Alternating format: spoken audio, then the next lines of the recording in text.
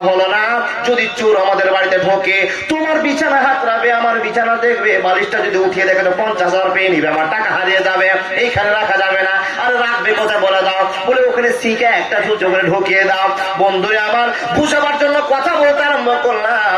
50,000 টাকাকে লুকিয়ে রাখার জন্য 10 জায়গায় খোঁজ করলে কিন্তু মনে শান্তি আসে না। এইখানে রাখলে হারিয়ে যাবে, এইখানে রাখলে চুরি করে নেবে, মাঠে নিচে ভরলে হয়তো খবর পেয়ে যাবে।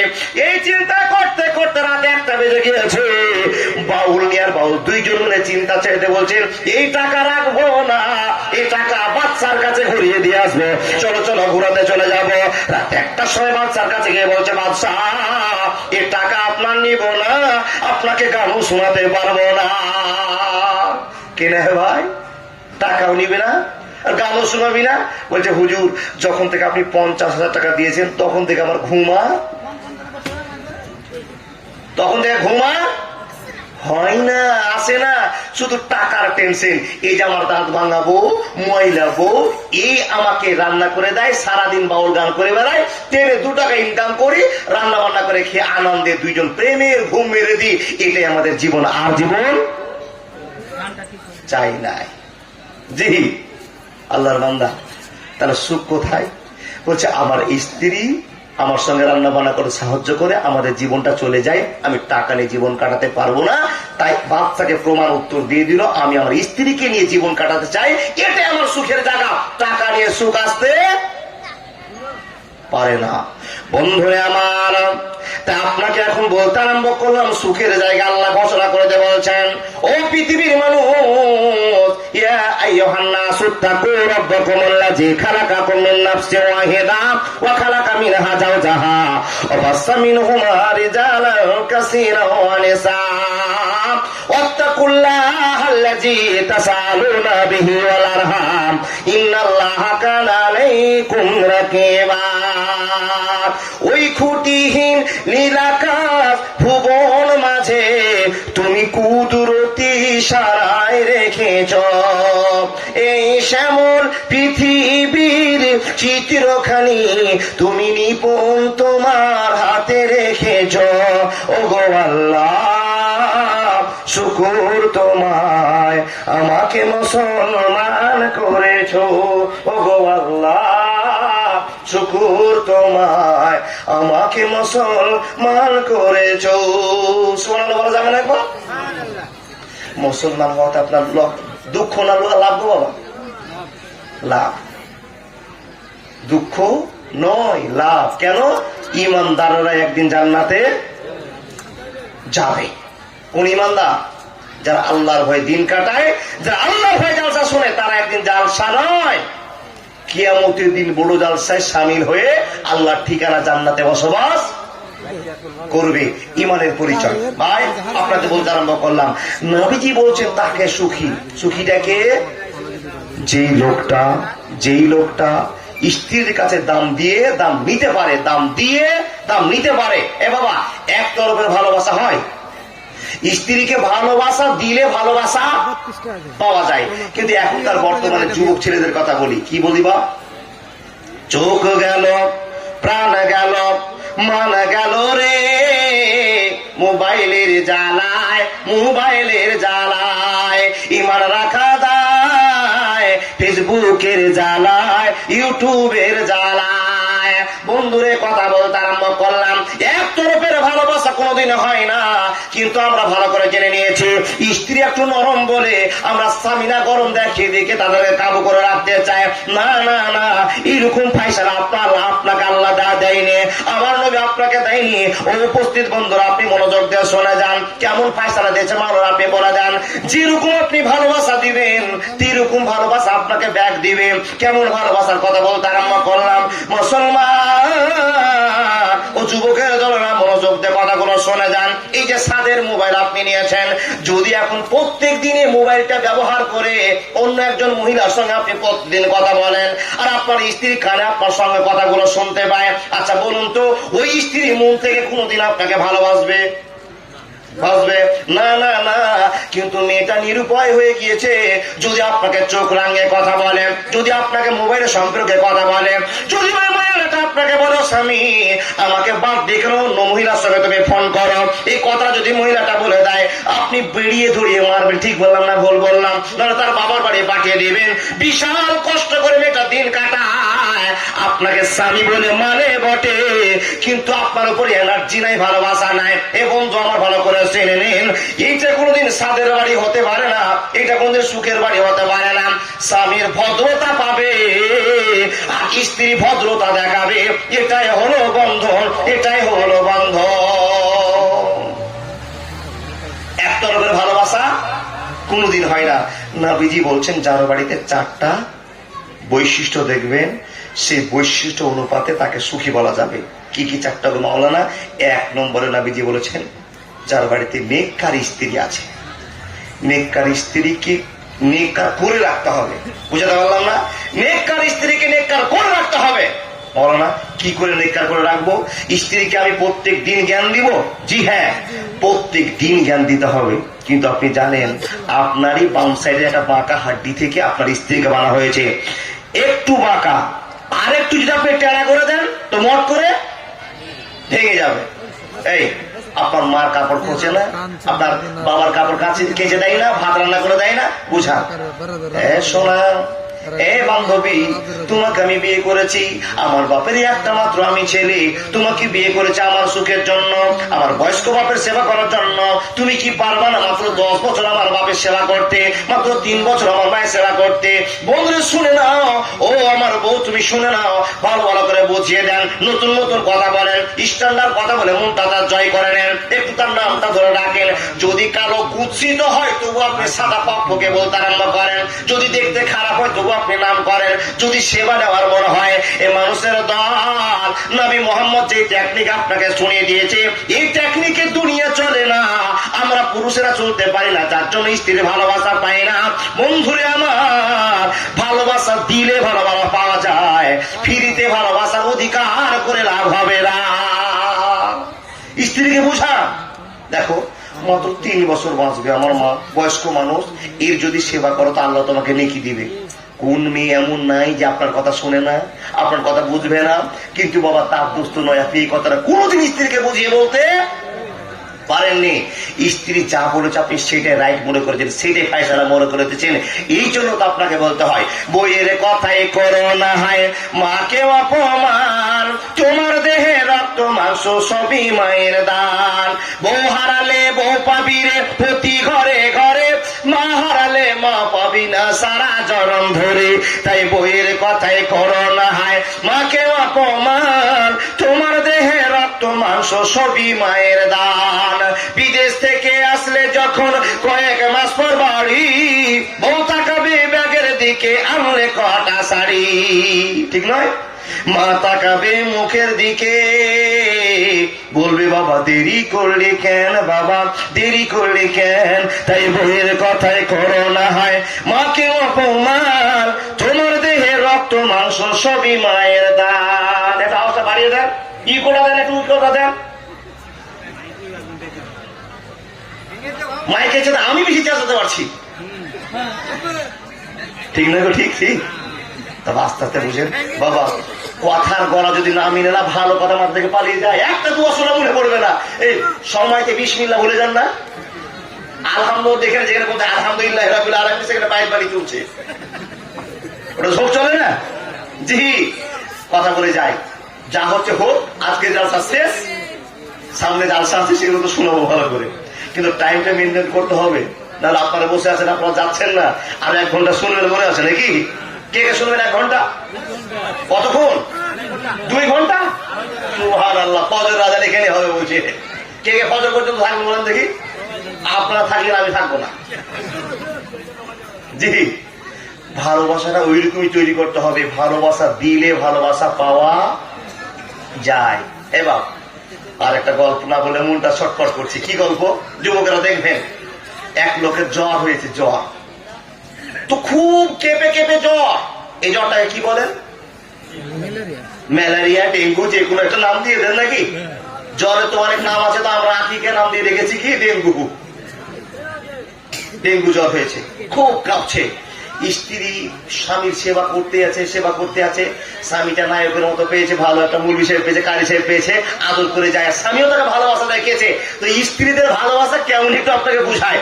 স্ত্রী প্রেম দিচ্ছে স্বামীকে, জ্বরে স্বামী থরথর করে কাঁপছে, আর ল্যাপ দিয়ে জোর করে ধরিয়েছে, স্বামী উপরে, স্ত্রী শুয়ে আসার বলছে, ওহ আল্লাহ তুমি আমার স্বামীর জ্বরটা কমিয়ে দাও, আল্লাহ তুমি আমার স্বামীর জ্বর করিয়ে দাও, কমিয়ে দিয়ে আমাকে হাফ দাও, আমার স্বামীকে হাফ দাও। এখানে কি বোঝা গেল? যে স্বামীকে কতটা ভালোবাসে, কতটা মহব্বত করে, যে স্বামীর অংশ, স্বামীর জ্বরের অংশ নিজের শরীরে নিতে চাইছে। ভালোবাসা আছে, ভালোবাসা আছে। জোরে হ্যাঁ না বাবা? আপনার স্ত্রী কোনোদিন করে নিতে হ্যাঁ বলতে পারছেন না, না এ করবে, কিন্তু প্রত্যেকদিন বাজার থেকে 5 টাকা রসগোল্লা নিয়ে আসতে হবে। জীবনে কোনোদিন একটা মিষ্টি স্বাদ করে খাওয়ালেন না, আর পা টিপে নেবেন, নুনদা টিপা করে টিপবে। ভালোবাসা দিলে ভালোবাসা পাওয়া যায়। আমার কথা নয়, বিশ্ব নবী নবী মুহাম্মদ রাসূলুল্লাহ পড়ুন সাল্লাল্লাহু আলাইহি ওয়াসাল্লাম। জি, বয়স্ক বাবারা বলছে, মুরগি সাহেব কি শুরু করেছো? আল্লাহ যেটা বলেছে আপনাকে সেটা বলছি, নবীর মাধ্যম দিয়ে জানিয়ে দিয়েছি, ভালোবাসা দিলে ভালোবাসা পাওয়া যায়। কেমন প্রমাণ, কেমন প্রমাণ, কেমন প্রমাণ? যেদিন জিবরিল আলাইহিস সালাম নবী মুহাম্মদের কাছে আসলেন, শুনেছেন, গল্প শুনেছেন, আসার পর নবীজি তসবিহ তাহলিলে পাগল হয়ে আছেন, নবীজির সামনে এসে দাঁড়িয়ে গেছে প্রকাণ্ড দেহ নিয়ে, নবীজিকে বলছে, হে নবী তুমি পড়ো। নবী বলছেন, কি পড়বো আমি তো পড়তে জানি না। হে নবী পড়ে নাও, পড়ে নাও। নবী বলছেন, কি পড়বো আমি তো জানি না। নবীকে জোর করে যখন চেপে দিয়েছেন, নবীর মুখ থেকে বের হয়েছে, ইকরা বিইসমি রাব্বিকাল্লাযী খালাক। শুনেননি বন্ধুরা আমার?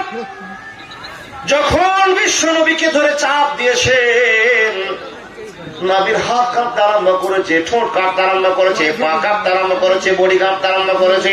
আল্লাহ কোনদিন তো এরকম ধাক্কা খায়নি, কোনদিন এরকম চাপ আমার পড়েনি। নবীজি কাঁপতে কাঁপতে কাঁপতে কাঁপতে কাঁপতে কাঁপতে বাড়িতে আসতেন। আর আসার পর খাদিজাকে বলতেন, খাদিজা জাম্মিলুনি জাম্মিলুনি জাম্মিলুনি, খাদিজা আমাকে একটা চাদর দিয়ে ঢেকে দাও, কম্বল দিয়ে ঢেকে দাও, ল্যাপ দিয়ে ঢেকে দাও। ও খাদিজা, আমি ঠান্ডা সহ্য করতে পারি না, আমার যেন ভয় লেগেছে, আমাকে একটু বাঁচিয়ে দাও, বাঁচার চেষ্টা করে না। খাদিজার কাছে নবীজি যখন এসেছেন, ও বিশ্ববাসীরা কান খুলে শোনেন, বন্ধুর সঙ্গে কেমন বন্ধুত্ব আছে, স্বামীর সঙ্গে কেমন ভালোবাসা আছে। মা খাদিজা ভিতর থেকে কম্বল নিয়ে আসলেন, আর নবীকে ঘরে নিয়ে গেলেন, আর চাপিয়ে দেওয়া বাচ্চা স্বামী স্ত্রীর বন্ধন আছে, নবীজিকে সান্ত্বনা দেওয়ার জন্য, নবীকে হিট করে দেওয়ার জন্য মা খাদিজা জড়িয়ে ধরেছেন, কম্বল চাপিয়ে দিয়েছেন। আর কাঁপতে কাঁপতে নবীজি বলছেন, খাদিজা আমি কি মরে যাবো না থেকে যাবো আমি বুঝতে পারি না, জানি না। খাদিজারে একবার বলে দাও আমার হওয়ার কারণটা কি, আমার ভাইব্রেশনের কারণটা কি, ঠান্ডা লাগার কারণটা কি, ঠোঁটটা কাঁপার কারণটা কি। স্ত্রী পরামর্শ দিয়ে বলছে, স্বামী গো আপনি যেই জায়গায় বসেছিলেন কি কি ঘটনা ঘটেছে একটু বলা দেন। সঙ্গে সঙ্গে স্ত্রীর সামনে সম্পর্ক কথাগুলো বলতে আরম্ভ করেছে। বন্ধুরে আমার, পৃথিবীতে যত বিপদ হোক না কেন, স্ত্রীর সঙ্গে যদি না শেয়ার করেন তো কোনোদিন শান্তি আসে না। আছে মার্ডার করার পরও আছে, আপনি বলে স্ত্রী একে মার্ডার করে দিয়েছেন, খবরদার বলিয়েন না, সকালে বের হবে। জি, খবরদার বলবেন না, না না না। স্ত্রীকে আজ পর্যন্ত আপনি বিশ্বাস করতে পারেননি, আজকে যদি গোপনীয় একটা বিষয় স্ত্রীকে জানিয়ে রাখেন, কালকে ওপেন করে দিবে, এটা আপনার ভয়। কিন্তু খাদিজা কত বিশ্বাসী মহিলা, কত দামি স্ত্রী নবীর পক্ষে পেয়েছিলেন, নবী জীবনে আপনার পেয়েছিলেন, আল্লাহ তাকে দান করেছিলেন। তো নবীজির সঙ্গে পরামর্শ হচ্ছে, নবীজি কাঁপছেন, খাদিজা জোর করে ধরে আছেন। নবী গো আপনার কাঁপার কারণটা আপনি বলে দেন, কাঁপার দৃষ্টান্ত আপনি বলে দেন। তো নবীর সঙ্গে সঙ্গে মুখটা নড়িয়ে বলছেন, খাদিজা এই থেকে ঘটনা আমার ঘটে গিয়েছে, এই থেকে আমার ঘটনা ঘটে গিয়েছে। সম্পূর্ণ ঘটনা শোনার পরে মা খাদিজা রাদিয়াল্লাহু তাআলা আনহা বলতে আরম্ভ করেছেন, নবীজি আপনি যে ঘটনাটা বললেন আর আমার কানে যে ঘটনা আমি শুনলাম, এখান থেকে আমি নির্ণয় করতে পেরেছি আপনি কোনদিন বিপদে পড়বেন না, আপনি কোনদিন ঠকে যাবেন না, আপনার আল্লাহ আপনাকে কোনদিন ঠকাবে না। আমি খাদিজা জোর গলায় বলে দিলাম, কোনদিন আপনি ঠকবেন না।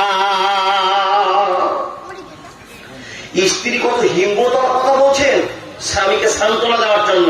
এবার একটা যদি আপনি ভুল করে আসেন, তো আপনার স্ত্রী আপনার ভুলটাকে আরো বাড়িয়ে দিয়ে আপনাকে আরো থরথরি কাপড়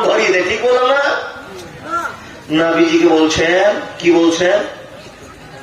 ও নবী, আপনি যে ভয়ে কাঁপছেন এটা তো কোনো দুর্ভাষের ভয় নয়, এই ভয়টা হলো আল্লাহর ভালোবাসার ভয়। নবী গো, আপনি কাঁপবেন না, আপনি ভয় পাবেন না, আপনাকে আল্লাহ সাহায্য করবে।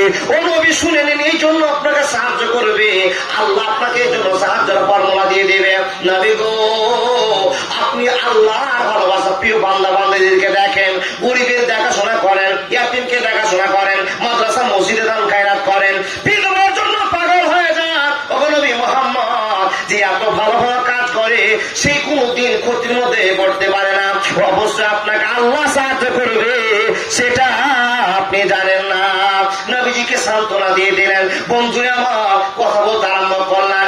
এত দুঃখের সময়, বিপদের সময় মা খাদিজা নবীর সঙ্গে এমন ভদ্রতা দেখালেন, স্বামীর হিম্মত বেড়ে গেল, নবী মুহাম্মদের হিম্মত বেড়ে গেল, গরম ফিরে আসলো।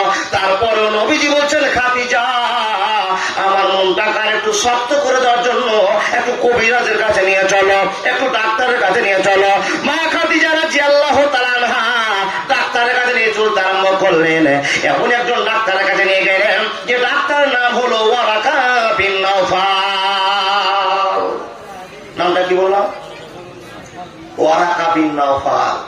এই পণ্ডিতের কাছে গিয়ে, এই কবিরাজের কাছে গিয়ে মা খাদিজা রাদিয়াল্লাহু তাআলা আনহা নবীর সম্পূর্ণ ডিটেইলস গল্পটা খুলে বললেন।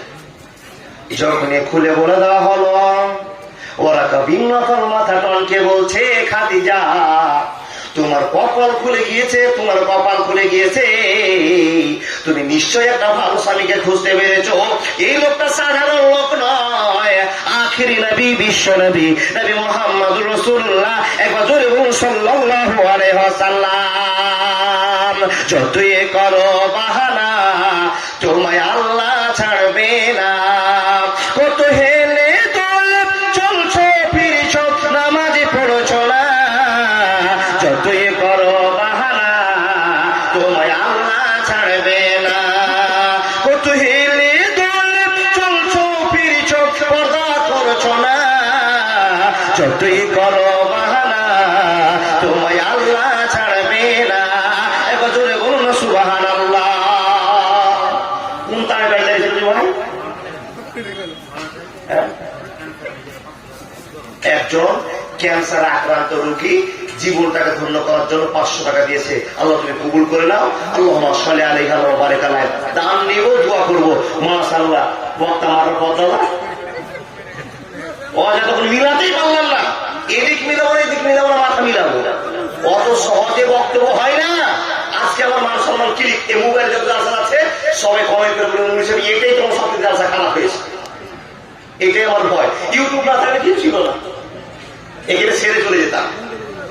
দেখেন, ভালোবাসা দিলে ভালোবাসা পাওয়া যায়।